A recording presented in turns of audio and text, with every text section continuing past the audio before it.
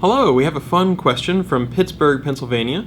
Benson Senator asks, could you please give details on what should be included in a proper reconsideration request? Fantastic question. We have done a video about this. I think Brian White and web spam analyst Rachel also had given their perspective. But I'll give you a very high-level view and then maybe a few things to chew on and think about.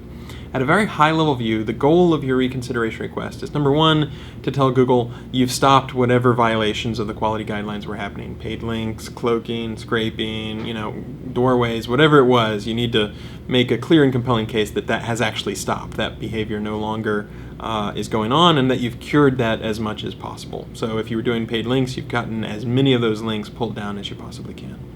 The second aspect of a reconsideration request is to basically give us a good faith assurance that it won't happen again. You don't want to say, oh, well, this site looks like it's reformed, okay, we're going to lift this manual action, and then they immediately go back to spamming or doing their old tricks. So what you want to do is step into Google's shoes and say, okay, what would best convince Google that we've turned the corner and that this behavior has stopped and we've cured whatever was going on and it's not going to happen again. So great things to include, things like details of the sorts of sites that you were contacting if you were removing links, for example. If you used an SEO and they really just shot you in the foot because they were doing all sorts of unethical things, that's the sort of thing where I would give us details about that. Tell us about the link network or the SEO or that sort of stuff. If it was someone in-house, what have you done to make sure that it doesn't happen again?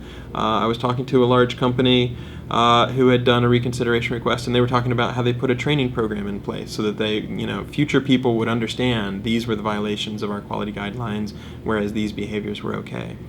Basically, the more stuff you can do to give that kind of clear, compelling evidence, the easier it is for Google to make an assessment.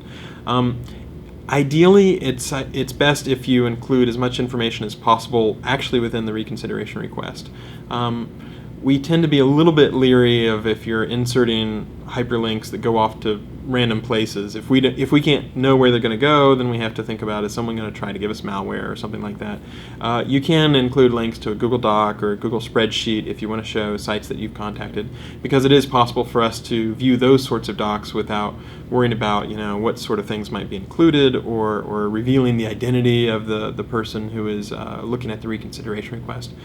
But it's just like any time when you're trying to convince somebody, you want to make sure that you show that you have taken a lot of effort, that you have tried to clean things up, and that you basically won't happen again. And the more we can suss out and try to assess whether you're now of that mindset where you're not just going to try to do another fly-by-night trick or whether things will lapse again, the easier it is for Google to say, okay, it looks like things are in pretty good shape, so let's go ahead and grant that reconsideration request.